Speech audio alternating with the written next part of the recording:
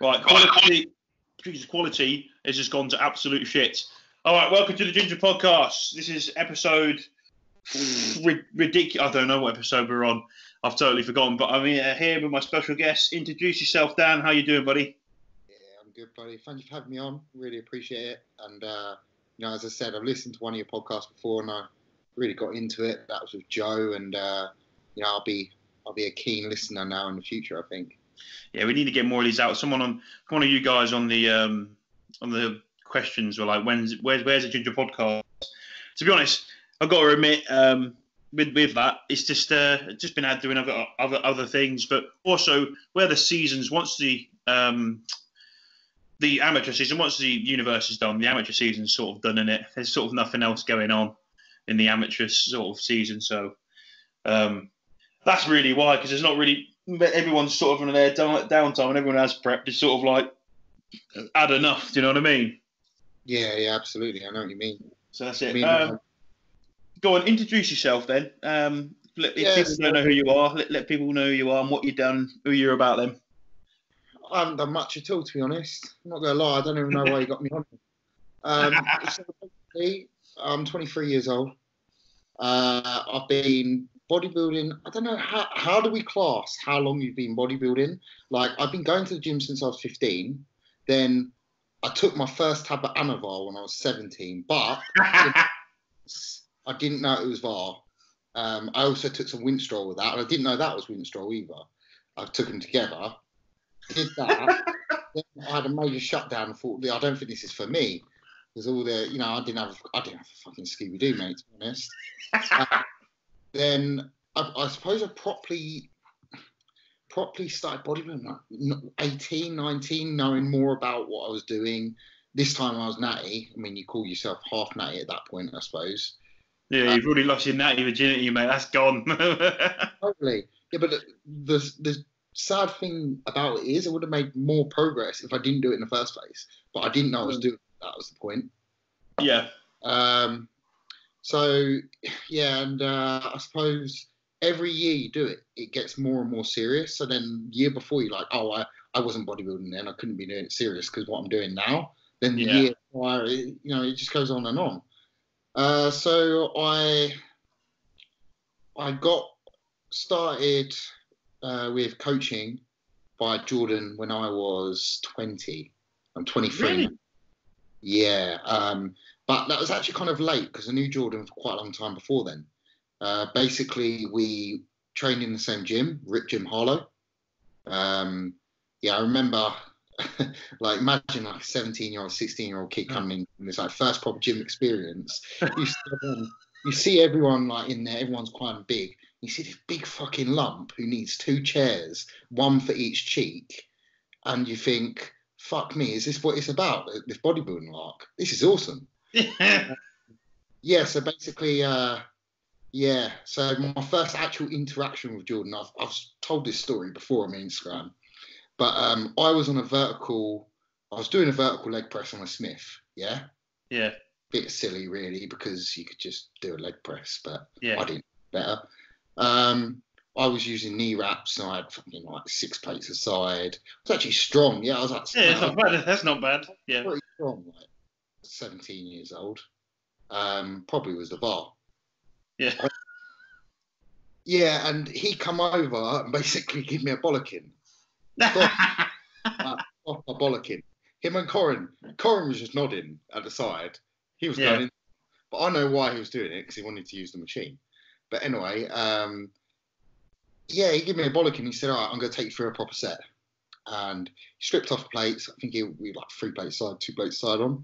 Made me take the knee sleeves off and knee wraps, whatever I was wearing. Yeah. Corin was spotting me and he was just telling me, go, go, go. It ended up being a 25, 20, 30 rep fuck me up set till I failed at the bottom and I couldn't get up for 10 minutes. Yeah. And I just, once I did get up, I said, thank you, you can have the machine now. But he actually told the story on his Instagram. If you scroll down far enough, there's a picture of him on doing a vertical leg press on a Smith, and he tells a story on there. If anyone wants that. Oh, that's fucking awesome. That's a sick story, mate. Yeah, but what I was so thankful for it because at that time I was very shy. You know, being 16, 17, however old I was, big guy like this, you look up to him. You know what I mean? Massively, yeah. Yeah, like, and at this time in your life, whoever you see in a gym, you think they're fucking huge. Then later in life, you realise they weren't. But Jordan Yeah. actually was. Yeah. You know, he at this time he was pushing 300 pounds, 280. Yeah. And he's up like Nuts. 5'6" is ridiculous, isn't it? Yeah, and then a few weeks later, he told me the only reason I intervened there was because I could see you push yourself and you actually really want this. I didn't know I wanted it. I just knew when you train, you just train hard. Yeah. You know, you just go to you can't go, and because he never really intervenes in anyone's training, and he did mine. And he did mine, and I was really grateful for that. Then onwards, he would just, you know, because I was training around him, he'd just give me advice whenever I needed it. He was always there if I needed to talk to someone about it, learn. And then eventually, I grew a pair of bollocks and said, "All right, do you want to do this properly?" And he said, "Yeah, I'll start coaching." Because at this time, he wasn't actually taking on non-competitors either. So I was really grateful he took me on in the first place. Yeah. So yeah, and we got working when I was 20. Yeah. That's fucking nuts. So you didn't. And when was your first competition? It was this year. This is your first prep then, the one. Yeah. Just gone. Mate, fucking hell. Mate, first time I actually properly dieted either. I've done like mini cuts and whatnot, but they don't count. You know what I mean? No, it's nothing like the real thing, is it? It's just it's like do or die attitude during prep, isn't it? Yeah. Yeah, that sort of approach. But no, that's a fucking sick, wicked story. There's a few things I want to go into on there. Right. One, let's go back. What happened with the whole VAR and Winstrel situation? I won't blame who it was. Yeah, don't need to name names. Just go in there. That sounds fucking hilarious. Basically, so right, I was under the impression that these things were for women. Yeah, which everyone does say because everyone does say they're women's steroids and whatnot. The bros do, yeah. I know what you mean, yeah. At this age, you take that actual literally. You think, oh, if it's for a woman, it must be all right for me because women generally don't take compounds that have anything to do or derivative of testosterone at all. I'm not saying anavar is a derivative of, but it will shut you down. Yeah. That's exactly what it did. All right. So it actually slowed down my process because I didn't actually do a full cycle. I did like 6 weeks before I thought, like, you know what, this is shit. I've got no appetite. Yeah. Yeah, then and by this point, I've come to realise what it was as well. So you start doing some reading. You're not silly. You're silly if you take it, but. How long did you try and keep it up while having this shit appetite? I didn't last long, to be honest, mate. You know, I've got a similar story. So I'll tell you, we'll go into a little bit more further depth. I've got a similar story. So my first ever cycle was just 20 milligrams of Dianabol. All right. Dianabol was just the most toxic thing ever. I swear it is. So yeah, my first cycle, 20 milligrams is fuck all. And I remember like appetite, like going, like just remember sitting behind the gym desk trying to eat. And I remember just sitting there and looking at the clock, and it had been like half an hour. I'm still chewing on the same fucking chicken breast. I was like, what is going on? Like, what is happening? And then, the guy at the gym was like, oh, yeah, that's that shit. And I was like, what? No one told me this. I was like, what the fuck? And then, like, yeah, I had been for like 2 weeks trying to get food in. Just didn't know. How old were you? I was 21. I started. The first time I ever stepped in a gym was 19. Okay. I'd never stepped in the gym till I was 19. So, yeah, I've only really been doing this for about 4 years. Yeah. Did you? What did you do after that? After that, like, did you drop it or did you carry on? I just fucked it off. Just fucked it off. I was like, fuck this. How long after that did you actually do a proper cycle?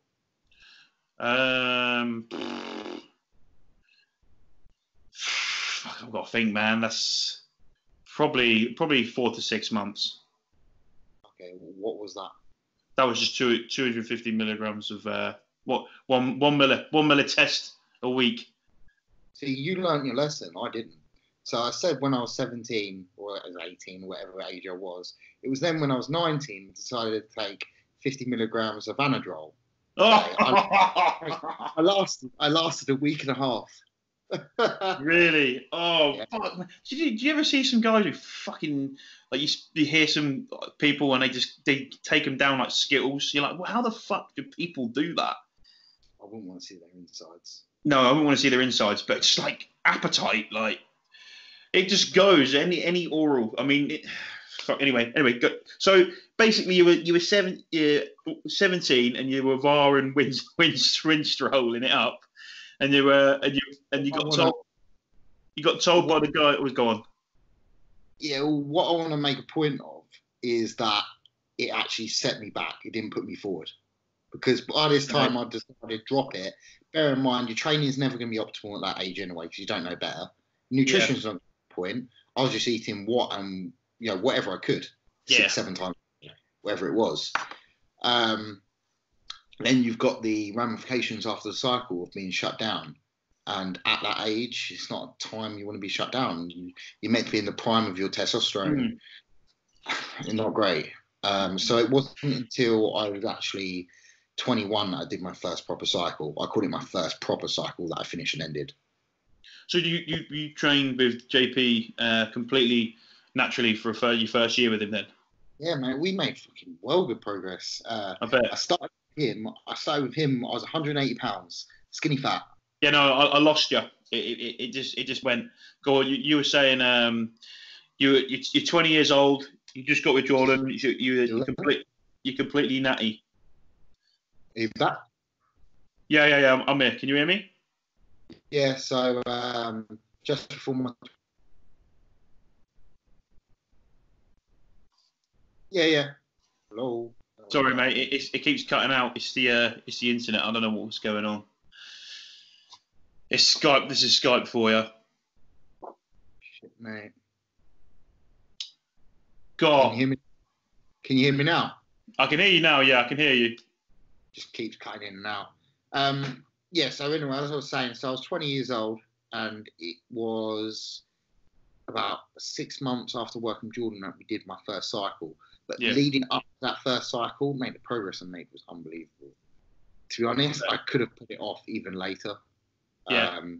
I started with him. I was 180 pounds, skinny fat, and I think we got to like 210 in better condition. Fucking hell. Fucking nuts. Just consistency of diet, training program, whatnot. How tall are you, Dan? About 5'9.5". Fucking hell. That's fucking good. The half counts. Yeah, it makes all the difference. Fuck, man. So you fucking that's where you get that big fucking back from. You know what that is? I think when I was first training, I always knew that to train your back, you need to drive with the elbow, not with the arm. Yeah. So I built a good back, but I had shit arms. So you see with a lot of guys who just start training, what usually grows first is their arms, right? Yes. And they never have that thickness from the back because they don't know how to train their back. Yeah. I was the other way around. Fucking hell, man. You're pretty much the same. What did you get to? You got to 2. You were heavier than me when you were 20.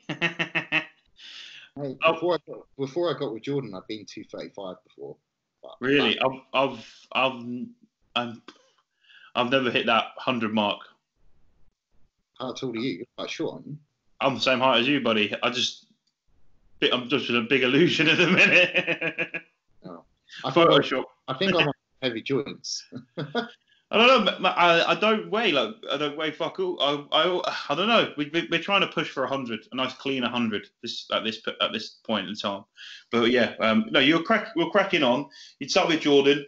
You go to you pushed to you pretty much 100 kilos natty.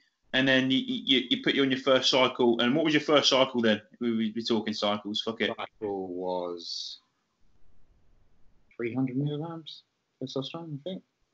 It's such a good amount, yeah. Yeah, 300. Did you respond crazy? Yeah. Yeah, I bet you did. Because the thing is, you're in the perfect environment for it, weren't you? Because you're under Jordan's supervision, you're under the right training, the right nutrition, and you're pretty regimented right then, especially with his coaching. Do you know what I mean? It's still or die. Yeah, from there we grew up to my heaviest was 253 in the morning. Sloppy as fuck, but we still hit it, you know. 253. What time did you? How heavy were you when you started prep? What for this show? Yeah. 233. Oh. But like,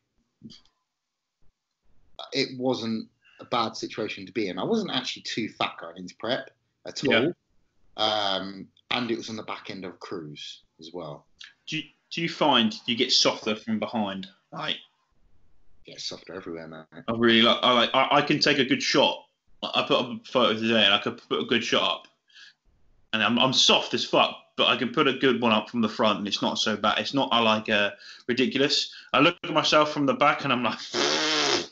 I'm like, bro. Where do you tend to store body fat? Store it on my arse. Oh, I think that's typical though, isn't it?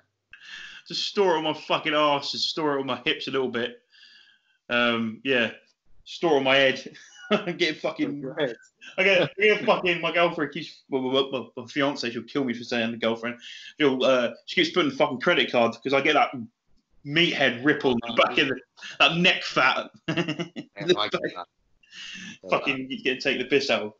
Well, that sounds pretty fucking. It's pretty nuts. So how did this? So your first prep, first going into prep. What was because you already had for me looking into it, you already had the bodybuilding. Like we were talking about, when do you properly start bodybuilding? You sort of already had properly started that lifestyle of like, do you know what I mean? Following a plan through and through, off season. Anyone that knows me knows I'm the most anal person when it comes to bodybuilding. Yeah. From the age of, I'd say even 16, I say I didn't know what I was doing, but I'm a hell of a lot better than a lot of guys I see who actually compete today. Yeah. Like, I didn't go out drinking, none of that. Because it didn't interest me, and it doesn't interest me. To me, it's just a waste of money. And to be honest, I know I've got an addictive personality. I do. Okay. And if I didn't have bodybuilding, I'd be doing something worse. Yeah. So I'd say that bodybuilding kept me on the straight and narrow and allowed me to pursue academia as I was bodybuilding as well. Yeah. So it's been a bit of a saviour to me, to be honest. But in terms of getting with Jordan, it was like, yeah, I was consistent with everything I was doing, but it's like they say, practice makes perfect, but shit practice doesn't make perfect. I'm not saying it was totally shit practice, but when you make that practice real good, it's going to get better. Yeah. You know, so I think he just put me in a place where all I had to do is follow the plan, and that's easy to me to do. Yeah. I can just become a robot. So easy for me. All right. So you found your first prep pretty. No shocks, no nothing. I didn't get hungry once. That was a shock. Were you eating pretty much? Were you eating just what you ate in the off season, but just less of it? Yeah. We don't really do cheat meals. The only times I've done off-plan meals, really. The only time I've done off-plan meals has been I've had an off-plan meal 4 times in the last 4 weeks, and that's the most I've ever done, like ever since. Yeah. I think I've only done 4 off-plan meals this year. It's interesting, isn't it? Like how, I don't know, do you online coach? Yeah, I do online coach, yeah. Well, you'll know from your clients, they're so dependent on these off-plan or cheat meals, whatever they want to call it. Yeah, like a reward. I even catch some clients lying about their body weight just so they think they need a refeed so they can, have an off-plan meal. To me, that's just cynical. I do a lot more like weight loss clients, so I get it a lot more. Like Okay. I get like a lot of people who who have done my classes and stuff. They'll jump in and they'll want to lose weight, or they'll like the people who are like more into the bodybuilding side of things, or like few competitive powerlifters don't really follow much from their diet. They sort of know what they're doing with they just sort of more their training. But the ones who are like full on like about it, they're never really much hassle. It's like, yeah, crack on, and you look at their stuff and you're like, fucking wicked, what a dream person. But people would do a weight loss. It's like, can I have a cheat meal now? It's like, well, like in the at the end of their what they've written to me, it's just like, oh, when's the next off-plan meal? I'm like, what are you talking about? Like, what the fuck do you mean? Like, you've had the last 6 months has been a plan for you. Like, I'm gonna actually call someone out here, right? So I was coaching. I can't pronounce his second name, so I'm gonna butcher this. Ed Kabutus or something like that. He's Eastern European. He competes in UK DFBA. First week working with me, and Ed, you'll know you do this because I'm gonna tag you in this. So you just to shout you out a little bit. He asked for a fucking cheat meal. So for your prep meals. When do we do cheat meals? I was like, I didn't reply for about an hour because I had to, if I responded based on my initial reaction, I don't think he would have been my client any longer. It would have been very, very, very unprofessional from you. Just fucking go off. But no, that's a massive thing. Like, I do think not having off-plan meals all the time. Certainly for me, this is my point of view. Off-plan meals are expensive. You go out and take your missus out, or take a woman, whatever, go out yourself. You pretty much spend half of what your weekly shop is on a meal. And you think, fuck me, and this is me. Like, someone actually asked me this, and I put it on my Instagram as a question. And I said, I jokingly was like, yeah, I'm a tight bastard when it comes out, but I am. I'll get fucking so infuriated. Like, if I go out for a meal, right? Say if we went out somewhere, and it'll be like, oh, 60 quid. I'm like, 60 fucking quid? That's just for 2 fucking meals. You're having a fucking laugh. And I've got to eat after this meal anyway. It's fucking shit. I may as well have enjoyed my fucking, just like if I have an off-plan meal, I might as well have just enjoyed as stacking a fucking bagel up full of chicken and chips and stuff, and it would have cost me like 4 quid, 5 quid. Mate, if I'm having an off-plan meal, all I need to be is satisfied. Yeah. It doesn't matter. All I need is to be satisfied and go through a massive carb coma and go to bed. Yeah. You know what I mean? This is my same issue with some clients because they'll complain that I'll put like salmon in their diet. It's not because they don't like salmon, but it's because they say it's too expensive. Yet they're the same clients that are asked to do these off-plan meals to keep going out. And I'm thinking, well, where do you want to spend your money? You're spending your money for coaching, and you don't really want this 100% anyway. So what's the point? Yep, that's a massive.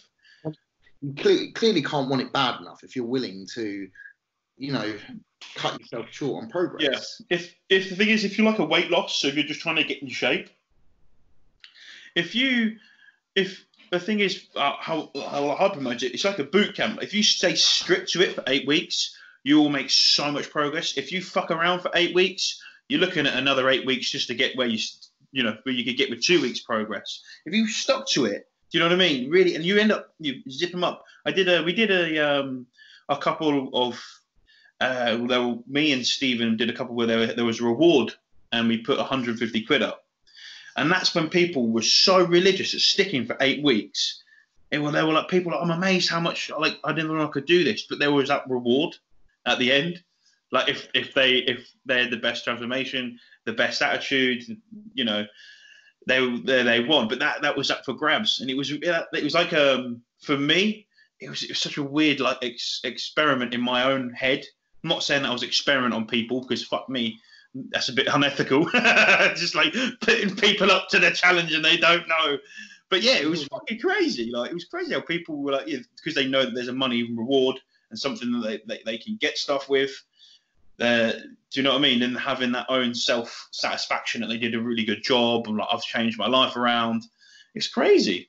See, you've got this experience, this outlook on a side of coaching that I haven't yet experienced. I work with bodybuilders. I haven't worked with public So you're Okay. going to be a lot more.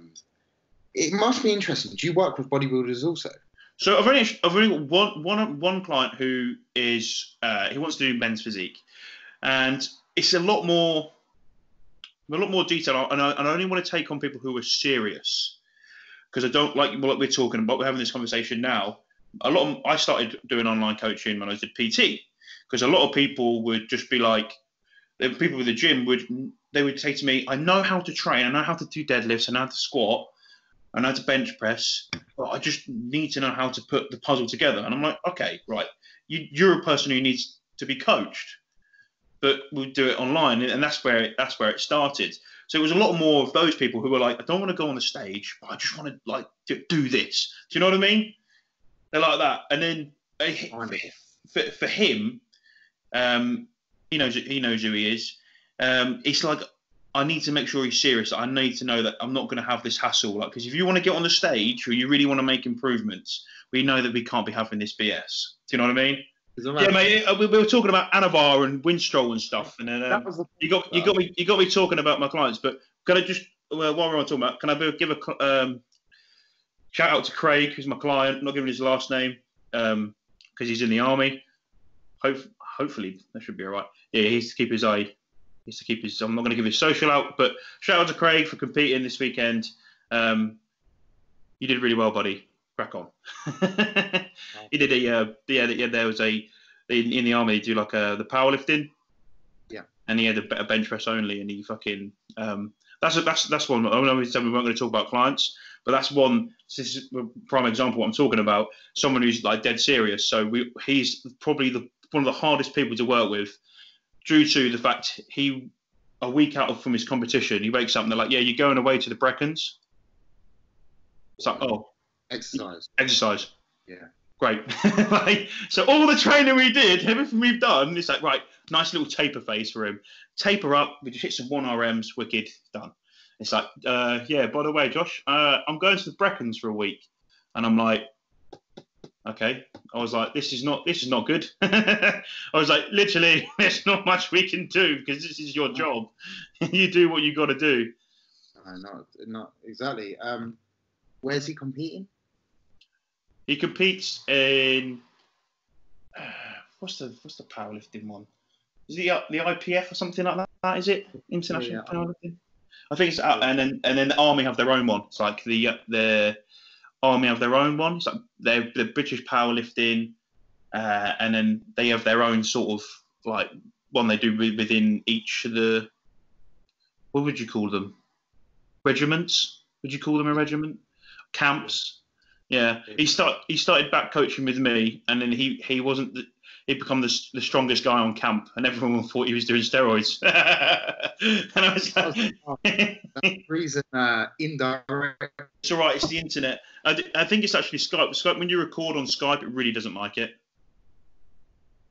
Is it like a slight lag or? Yeah, it just like sometimes you get it and it's just golden, and sometimes if your internet's a little bit off, when you record, it just fucks everything up. Yeah. It might be my internet. It's Bedford internet. Do you know what I mean? Might be someone's trying to steal the fucking wires out the wall or something, you know, around these ends. Hey, I thought Bedford was a nice place. It's a nice place. I'm just being a dickhead.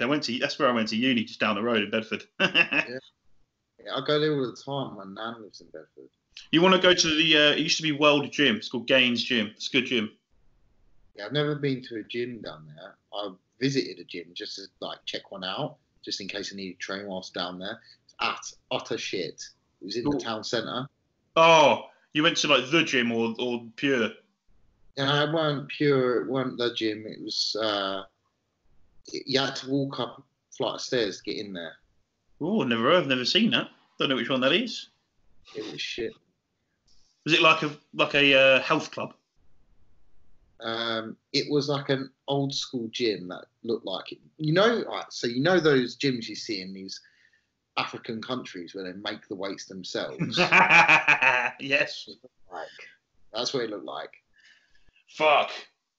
Oh, fuck that. All right, mate. We're veering off because we got distracted talking about coaching and slagging off people who don't work hard enough. We can edit that out. That's okay.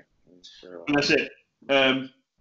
Yeah, but no. The answer to your question, I know I don't have any bodybuilding clients. Except, well, I do have one who wants to get on stage, but currently in off season. So no, I don't have anyone getting on stage. Right, let's get back to business. So you talked about working with Jordan. How do you feel like? How do you feel like you work with Jordan? Do you enjoy it? Oh, of course you do. But how do you like the way he works? Have you both worked with him? I had this exact question. That I get it a lot. I get it from people who want to work with Jordan or think they want to work with Jordan. Yeah. What you've got to understand, you'll know this, by the way he works, is that first of all, he won't take on like newbies at all. Yeah. Because he hasn't got the patience nor the time to hold your hand. So he'll get back to you quick, he will. But if you expect him to teach you and walk you through processes, he's not the guy for you. Yeah. That's where you join the website to learn from. He tells you what to do and you do it, and that's how it works and that's how it stays. And if you can do that, you'll make a lot of progress very, very fast. What did you do your degree in to start off with? Sorry, I just want to know because it leads into a question. So basically, this is really unrelated. So I did my undergrad in geography and natural hazards. Fucking hell. What? Yeah, and then what was your master's? Yeah, then I did my master's in sustainability and environmental management, but I focus in sustainable nutrition in my. Okay. All right. End of next year, we're looking on to do a PhD in like a nutrition type. That's crazy. Course, yeah. All right, I've got a question off this, but right, so this won't make any sense to you. So I come from a strength and conditioning background. Do you know anything about strength and conditioning? Yes. Okay, right. So I come from a background where it's like everything's about force. It's always like, why the fuck would you do that? You do this, right? And that sort of approach of you said it in a lot nicer way and a lot more professional way is a lot like what Jordan's like. It's like you do it this way, just done, and it's like do this, and it's like jump, how high, done. That sort of mentality. He reminds me. He's so similar to what because before I took went with Jordan, I was still in university and I still had a strength and conditioning coach and coaches, and it was so similar, like the way he works, but he comes from that professional background in sport. Have I lost you, Dan? No, I'm here, man. All right, okay. And it's so similar, but I don't know if you've got any experience in that realm, and if you would agree. Totally. It's so like, why the fuck would you do that? It's like you did this. Okay, yeah, yes sir, like that. For me, when you're someone so busy like Jordan, and you know the direction you want your client to go in, so he's coaching you. He's telling you, I don't know, this is your set volume for this session. Yeah. You debating him on that, it's not going to lead to anywhere positive. He's set on that. That is what you need for now. The only reason for that is because you will test it out, and the feedback he gets from your body is going to tell him whether he was right or not. He doesn't need you to argue with him whether that's right or not. He will see that himself. Does that make sense? Yeah. He'd rather not. It's very hard because the coach is there to disconnect from the emotional. Does that make sense as well? Yes. He could be the robot. He makes decisions. That's why I've got a coach and remove my emotional attachments. We'll get into this, but this is where I went wrong in my prep. With prep brain, you tend to make bad decisions, even if your coach tells you not to. And it went against me totally. It ruined my look. What did you do? Do you want to get into this now? Yeah, because this sounds good. Because when I go into prep, I'm very much all year round, off season as well. I'm like a robot. I come from that background of if the athlete does this, of that sort of sports, a professional sport background. You call it professional because people would deem that bodybuilding is a professional sport, but I do. Fucking wankers. You know what I mean? But yeah. But anyway, let's just dive into what you did. What you do. Go on. What happened? Basically, with Jordan, I've always been like just fucking just do what he says. Don't argue. I just give him my feedback. He gives me what I need to do, and I do it. I execute. That's always been my job. And when it came to prep, I was absolutely fine doing that. I didn't even think twice about not doing that because that's all I've ever done. Yeah. Got to 4 weeks out, and we were starting to get in good condition. And he starts making decisions that are totally against my work ethic, meaning do less. So he told me, right, let's reduce cardio and everything like that. I didn't want to question it. I said, okay, mate, did I reduce it? No, fucking did I doubled it. Really? Yeah, this is funny because I am very much that typical bodybuilder mentality. More is more. More is better. It's not, mate. It's not, and I know that myself. I know it's not, and I can tell my clients that, but it's hard to tell myself that. You feel pissed off about that? Oh, mate, I was so pissed off. And it went even worse because by this time, I did pull out cardio eventually because I realised what I'd done was totally wrong. You went into yourself. Huh? Did you eat into yourself? So do you want me to elaborate on what I'm saying? No, I do. I think I know what you mean. I did. I'll get onto that. I did. Yeah. Yeah. So what I did eventually drop cardio. By this time, my legs are totally flattened out, and I don't think they're ever going to fucking return. I lost my legs totally because I actually had a good set of fucking legs. And I got to London PCA, and I'm like, okay, we're okay. Anyway, so just did what I was fucking told. But peak week, my head was a fucking mess. Total mess, like prep brain, do you know what I mean? Like, yeah. I say I wasn't hungry throughout prep, but I probably was, but I didn't know it because I was so tunnel focused on doing what I was doing that I didn't know fucking where I was, mate. The whole thing's a blur. Like, I can't even describe it. Like, I'd see people outside, like family members. I just walked past them. I did not know they were there. Yeah, just give a fuck. And the anxiety of not being good enough absolutely destroyed me. Really? Absolutely destroyed me. Totally.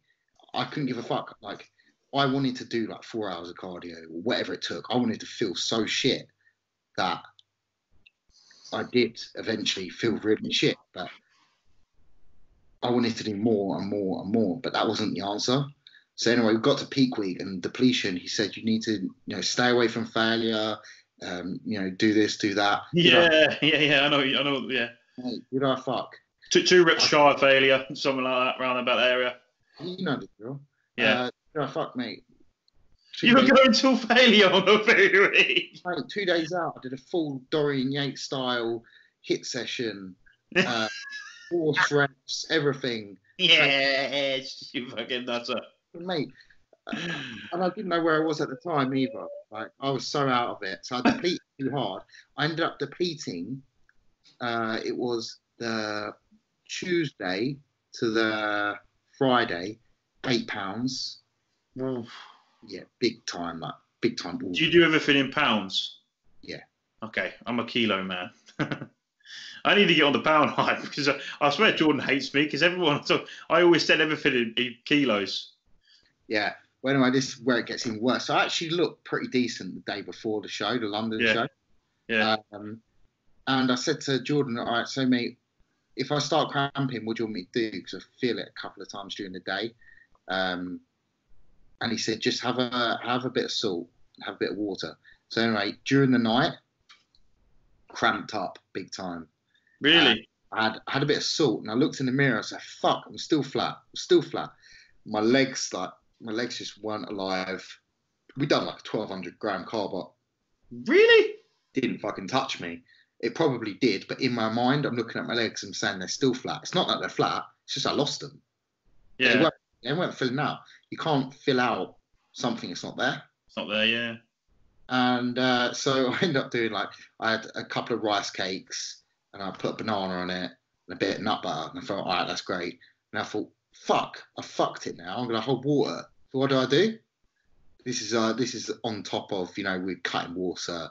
What else did we do? Yeah, just Vitsy and Dandelion. I was dry as a motherfucker. So I took a diazide, totally against his orders, obviously. Yeah. Yeah, got up in the morning. I was flat as fuck. You fucking harpooned yourself towards the end, man.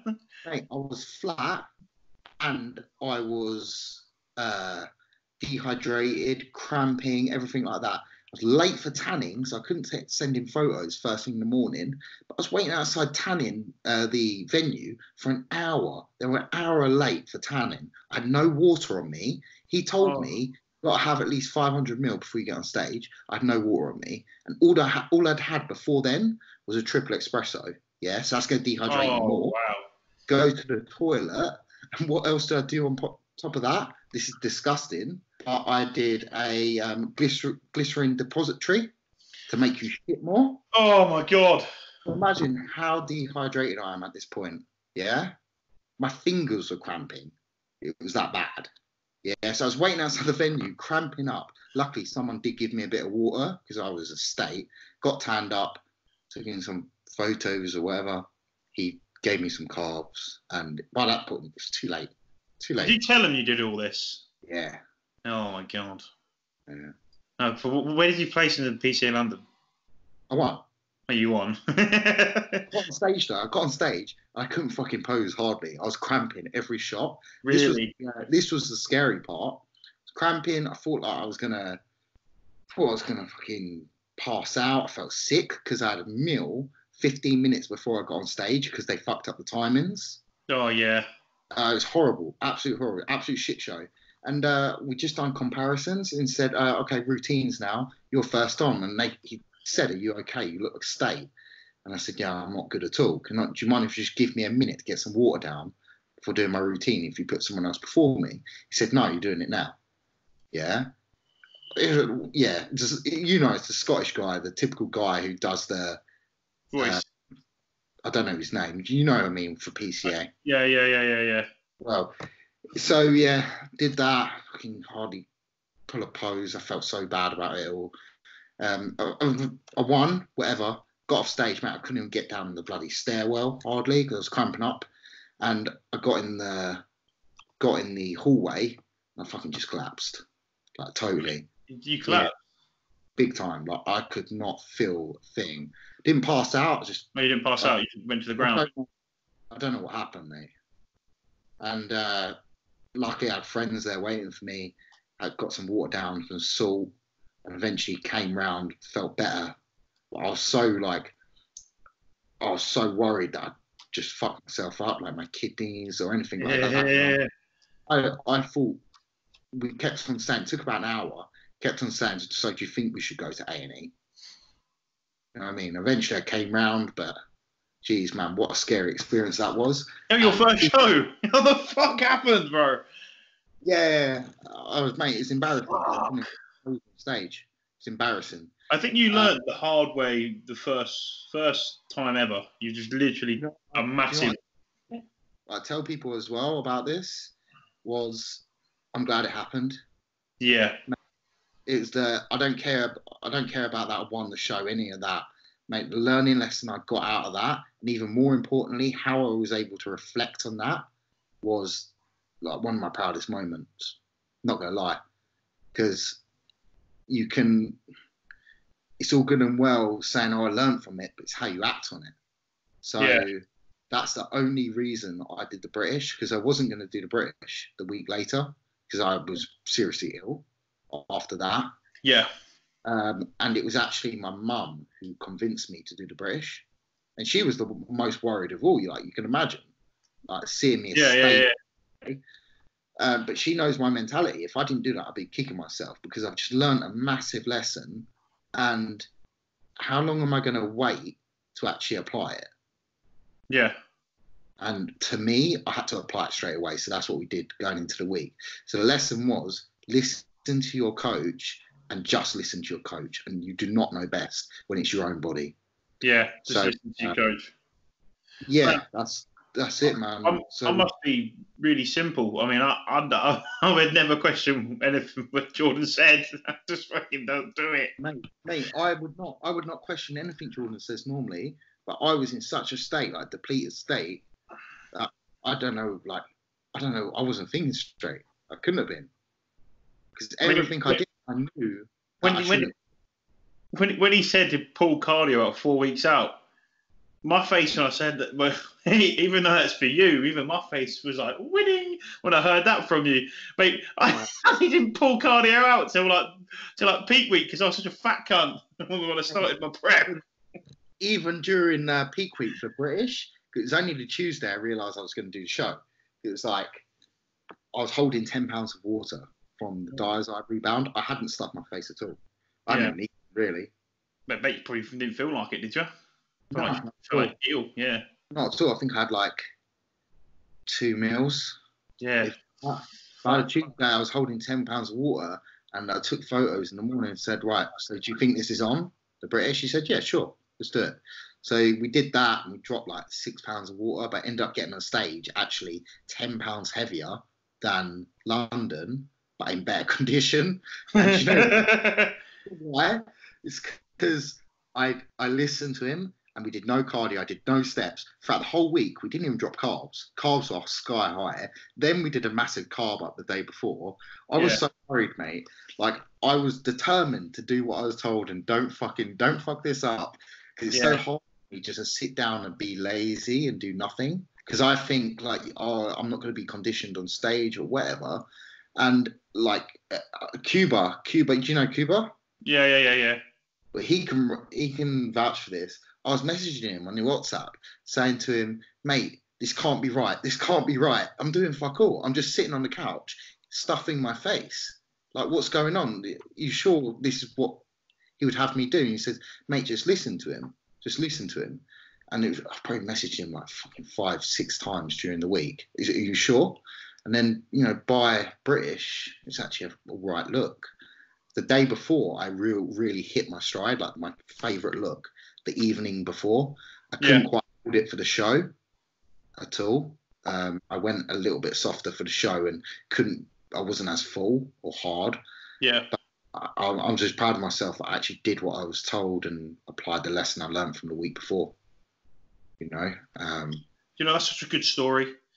I mean, the story from the VAR and Winstrol from earlier on was fucking hilarious, but that is fucking extreme.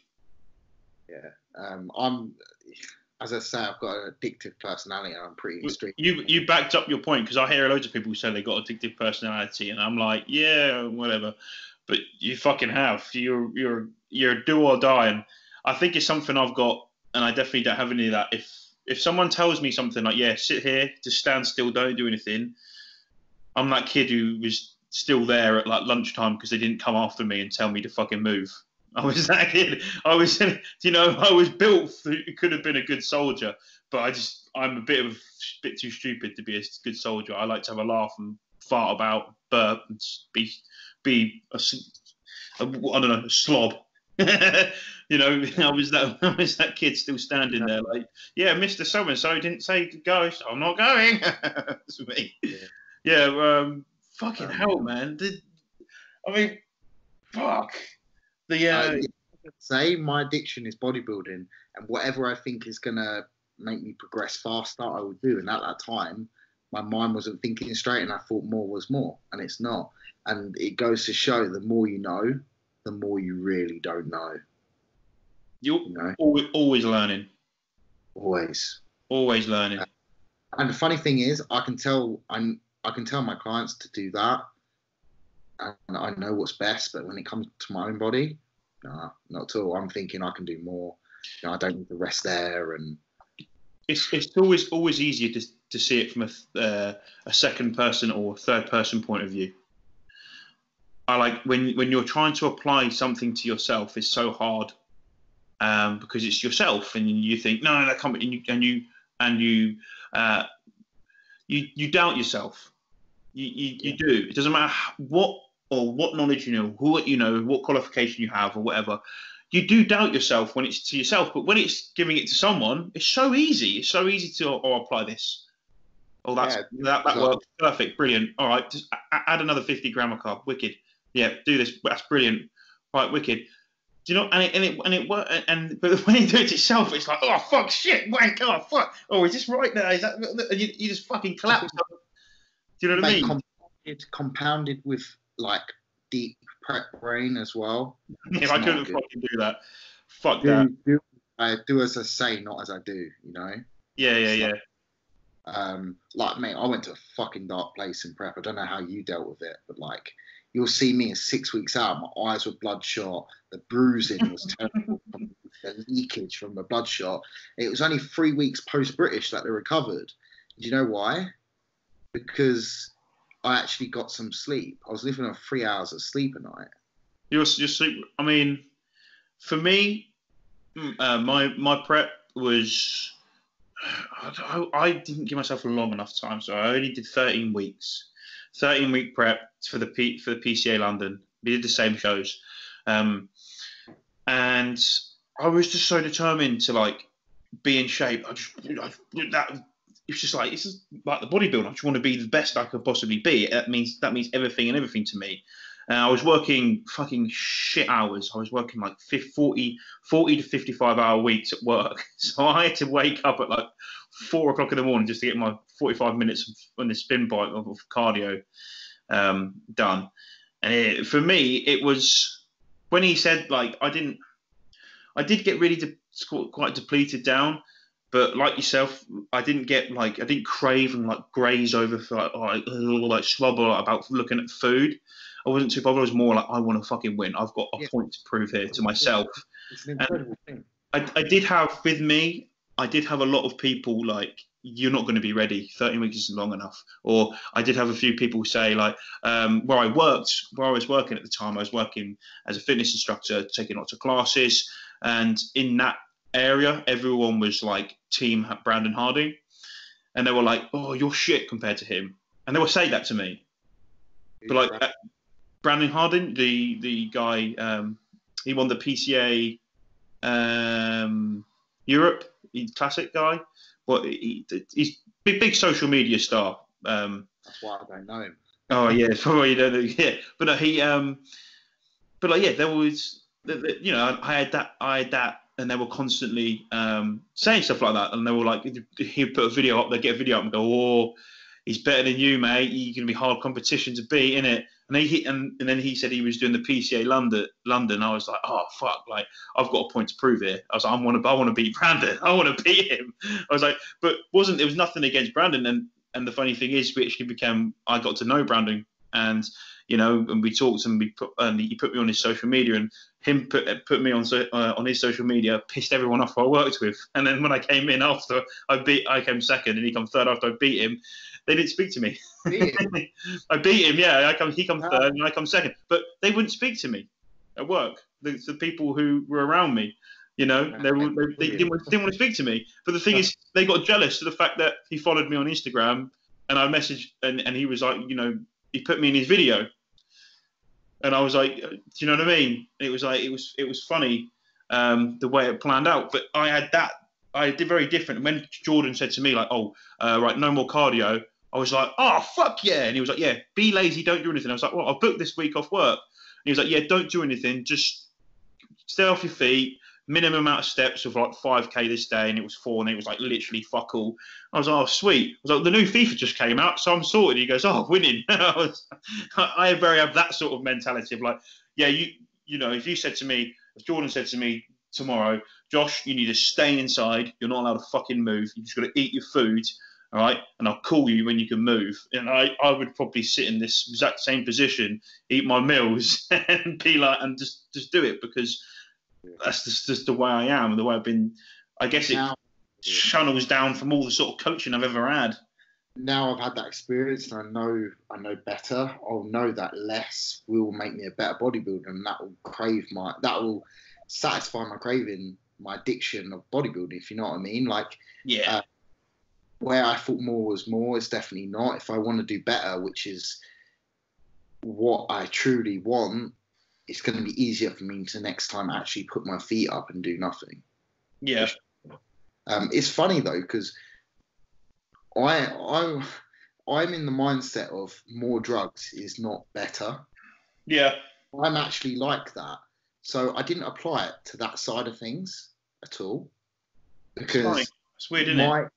That's very weird because in that same sense, I would have thought I would have been doubling dosages and whatnot behind his back, but I wasn't at all because my mindset was if I do that, I'm going to look shit.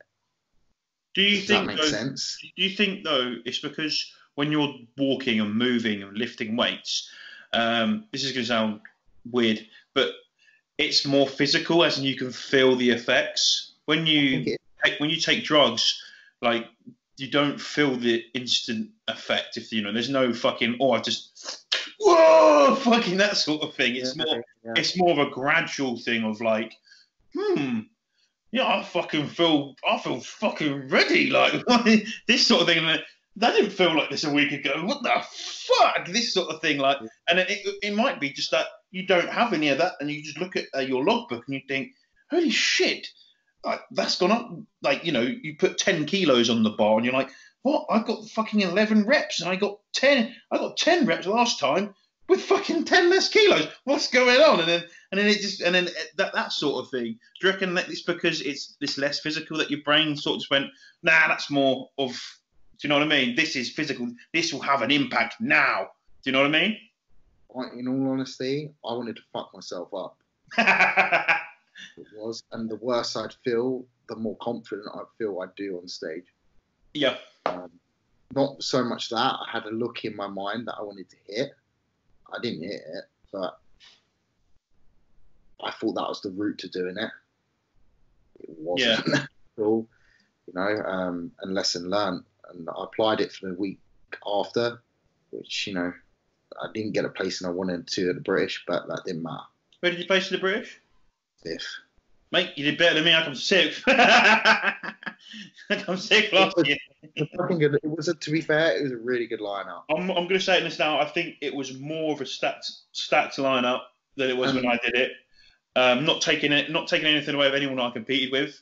I think people who I've competed with would agree, but I think that's just the evolution of the sport. I think next year it will be another a really stacked lineup, and I think this bodybuilding has got very popular. I don't know whether it's because I've got more interested in it. I don't know, but I don't know if you would agree that there's definitely a lot more. Do you see what the competition of that finals was stacked? And I think because it's getting more popular, there'll be more people, and we're getting a lot of people are, there's some really good coaches out there that people are doing. Do you see what I mean? Yeah, I'm seeing a trend that people are actually getting in better condition. Yes, that's what I was trying to get at, but I fucked my words up. It's odd because a lot of people say it's lost and people aren't coming in condition, but I'm seeing a lot more peeled glutes than I used to. I think it's British bodybuilding. Yeah, possibly. I think British bodybuilding it represents England fucking pretty fucking hard. Like, who's the leaders of British bodybuilding right now? A lot of it's the Team JP, isn't it? Do you know what I mean? Yeah, for sure. And it's resembling in the physiques and the stuff that's coming on out of England, and you look at it and it's like, fuck, you just. People were hard and grainy, and it's like, like when I tell you a good example, the guy who won the British Matty Innes, he was fucking something else. It was like, his physique looked pissed off. It looked angry. It did, yeah. It looked like he's a bad motherfucker. Like, it was like, shit. Shout out to me. But yeah. To walk out some heavy metal, Metallica. Yeah. Yes.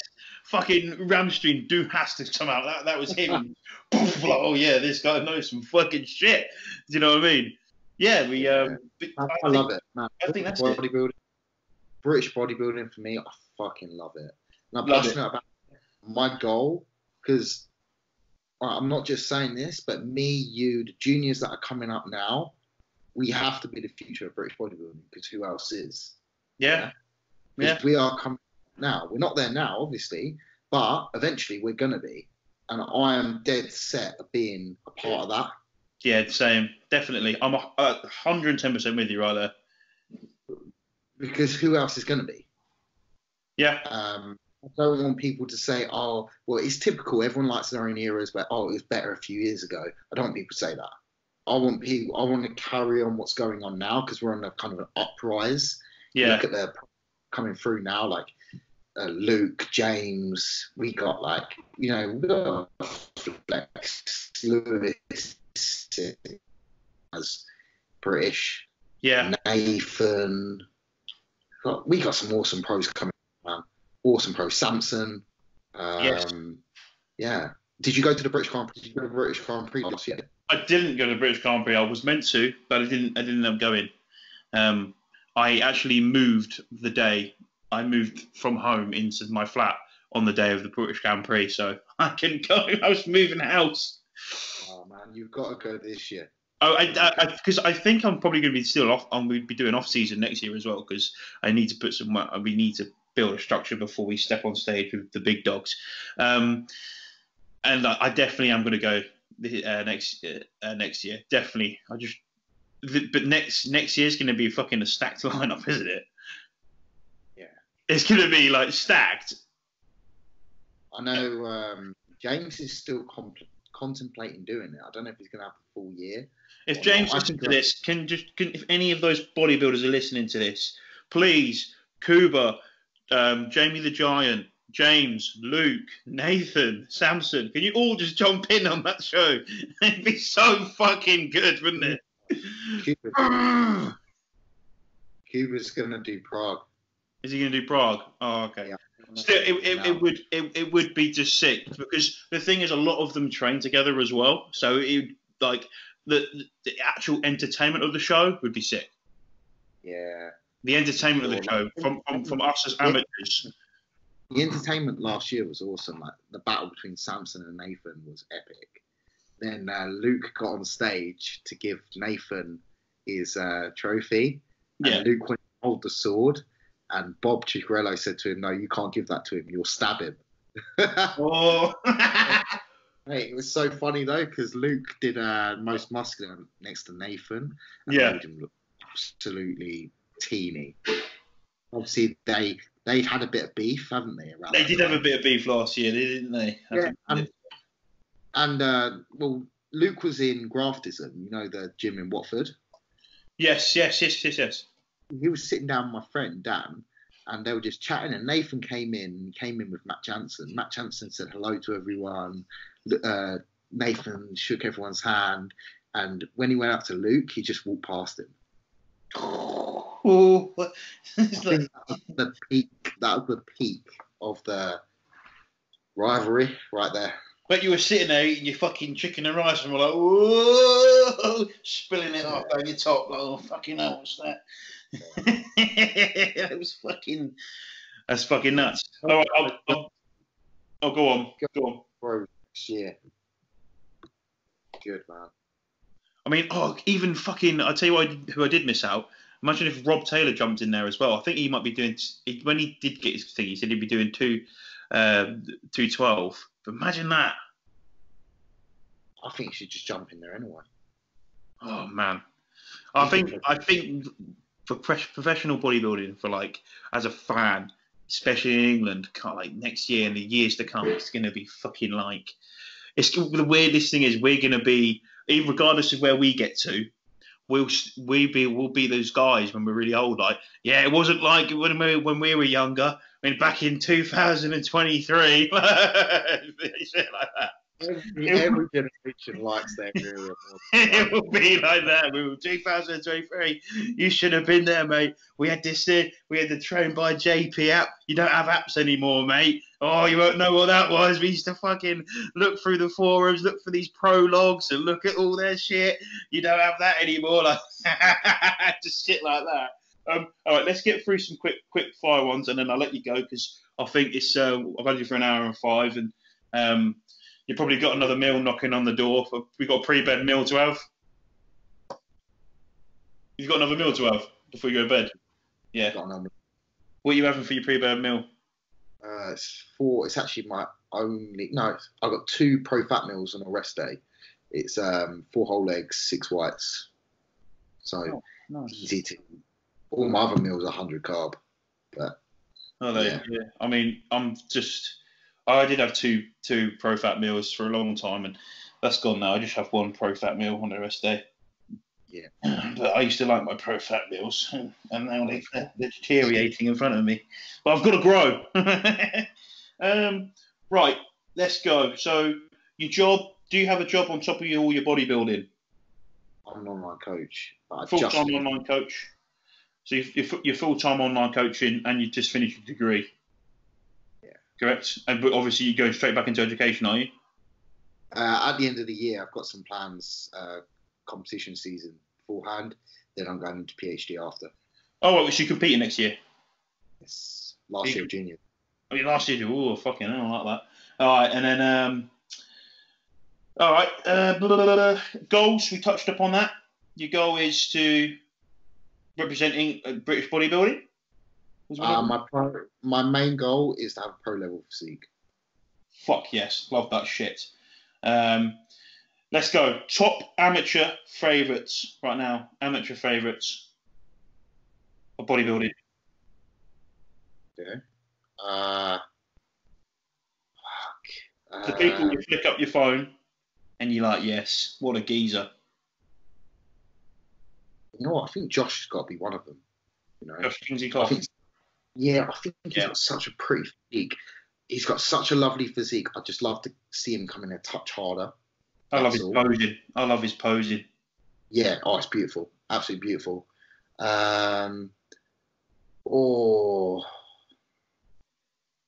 Mate, this is hard. Amateurs. Yeah. In the UK, are we saying? Nah, it doesn't have to be in the UK. I don't know why I said in the UK or whatever, because I don't think I know anyone else. To make it Dom Trivellini, is it? Dom Trivellini? I don't know him. Who's he? 21-year-old guy, just competing in the NPC Nationals. He came I think fourth in the heavies. Oh, hang on, I think I might have seen a photo of this guy. Does he just look fucking ridiculous? Oh, fucking ridiculous. Fuck. I think I know who you're talking about. That 21. Coached by Justin Harris. Oh, okay. Sweet. And any other top amateur favourites or just those two? I'm going to say another American guy as well. Nick, guy coached by Matt Jansen. Nick. I know he's talking about fucking geezer. He's a fucking unit. Yeah, you can see where I'm going with. Yeah. Right. Yeah. That fucking mass. Yes. Yeah, I know you're talking Nick something. Just absolutely ridiculous. Got like hose pipe veins all over his calves. Yeah. Yeah. Oh fuck, that's some fucking brutal muscle. All right, and then top favourite professional bodybuilders of all time can be current, can be from the past. Not based on who I think is the best, but who I like. Yeah, your favourites. Justin Compton. Okay. Yeah. From the front. Yeah. From the back, Dorian. Yes. Then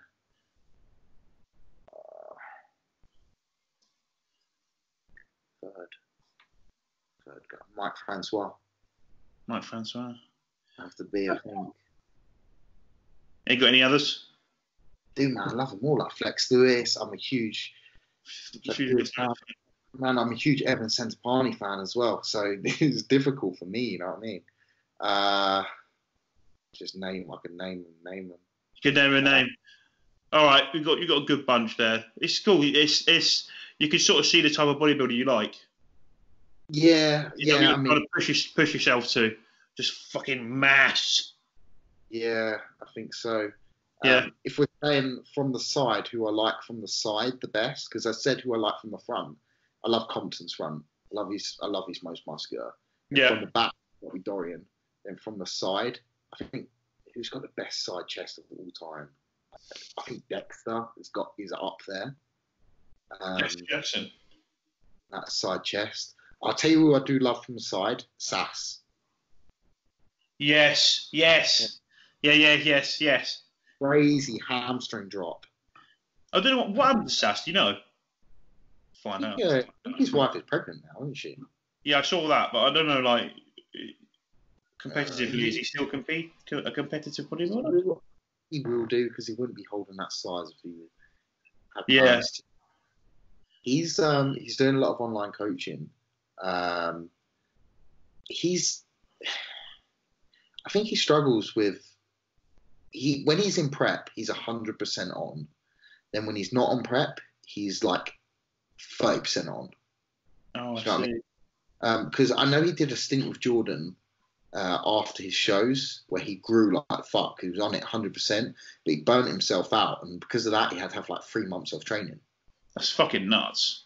I think he struggles to stick with it like 365. Do you think it's nuts? I'm going to ask you this because I was going to wrap it up. We opened up another whole box of rocks. Do you think it's nuts that our coach, he coaches the likes of, helps coach the likes of SAS?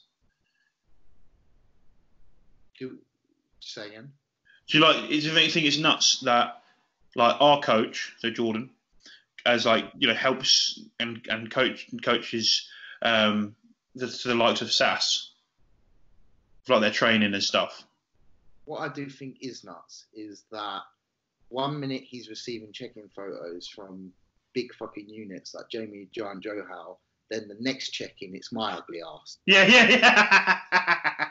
Yes. You know, I think that's kind of nuts. There's a bit of a, whoa, up here.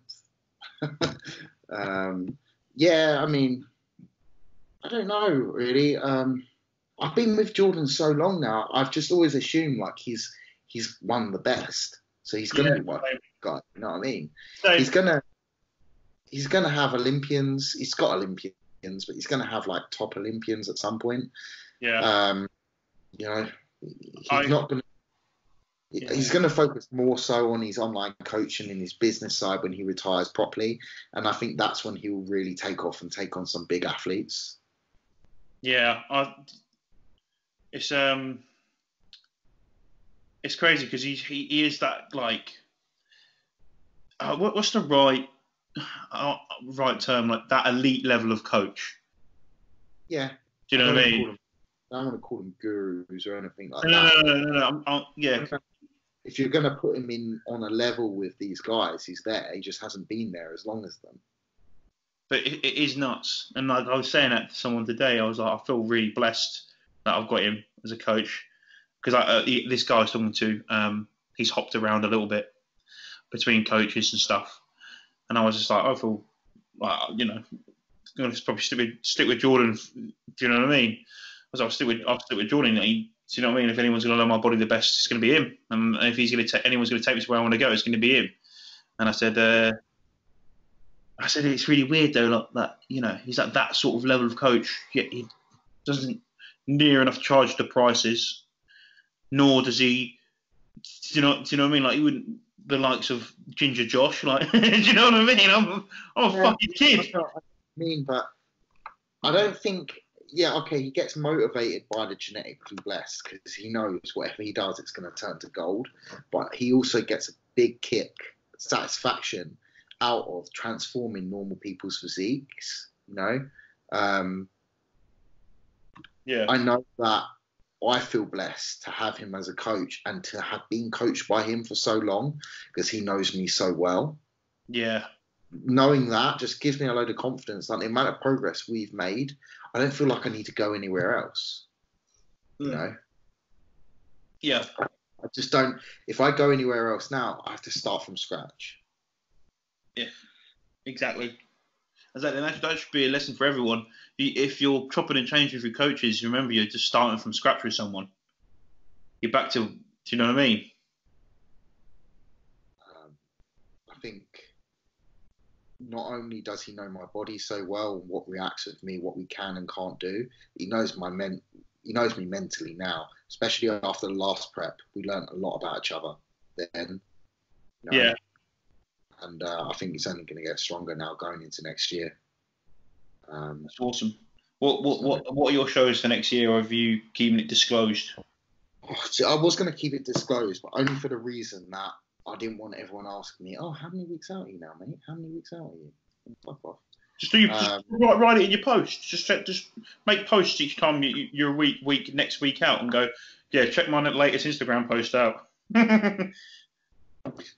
That's what it's there for. That's what social media is there for, isn't it? So I'm 22 weeks out doing Two Bros British Grand Prix. I'm doing the juniors. Juniors? Yeah, I do juniors. So I'm only doing that show because it's the British Grand Prix, and I'm meant to be competing on that day anyway, because I was going to do the Holland show, PCA Holland, the Benelux, but I'm not missing the British Grand Prix because British bodybuilding. Yeah. So I may as well compete in the morning so I can watch the pros in the afternoon. And you're there then, aren't you?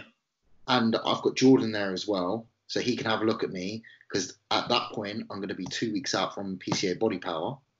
I'm doing PCA Body Power. Yeah, so that's going to be my qualifier for the PCA Worlds 2 weeks after Body Power. That's the plan.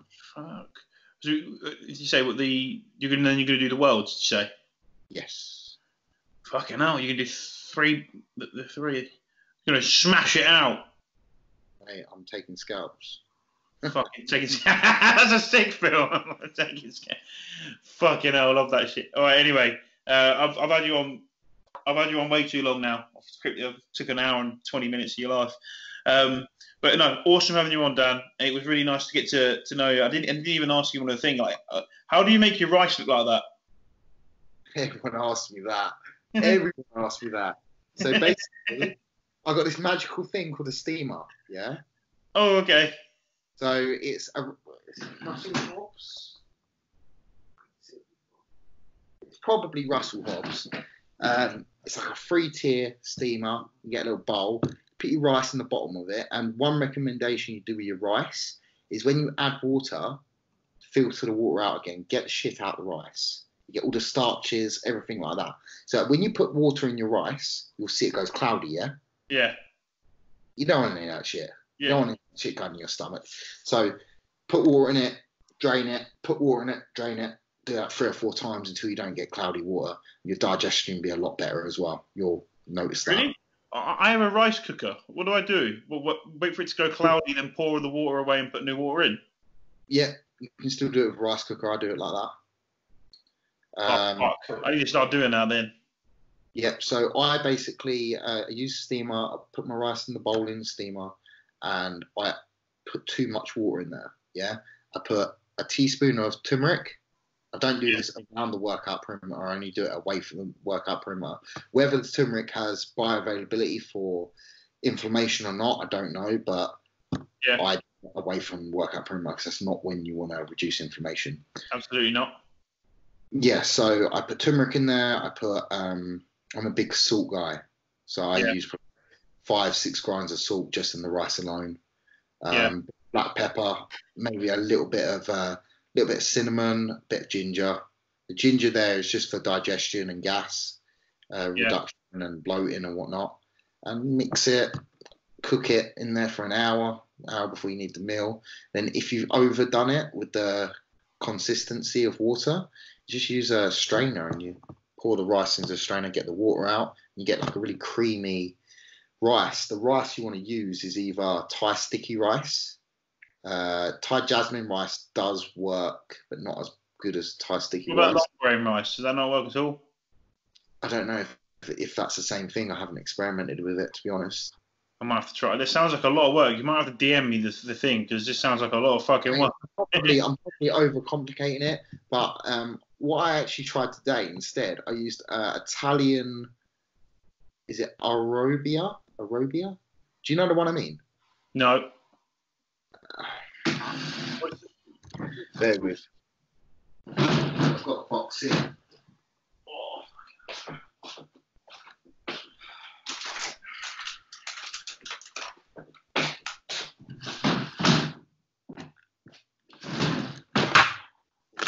Oh, it sounds like you broke your chair there. You're getting too big. Yeah, mate. Right. It's called long grain arborea. I've got to do the Italian hand movements. It's still long grain. Apparently, but it's basically just risotto rice. All right. using that, I found today it's super creamy. Oh, really? Yeah, so try I that. thought you were slapping sauce on it. No, it was turmeric mixed in there.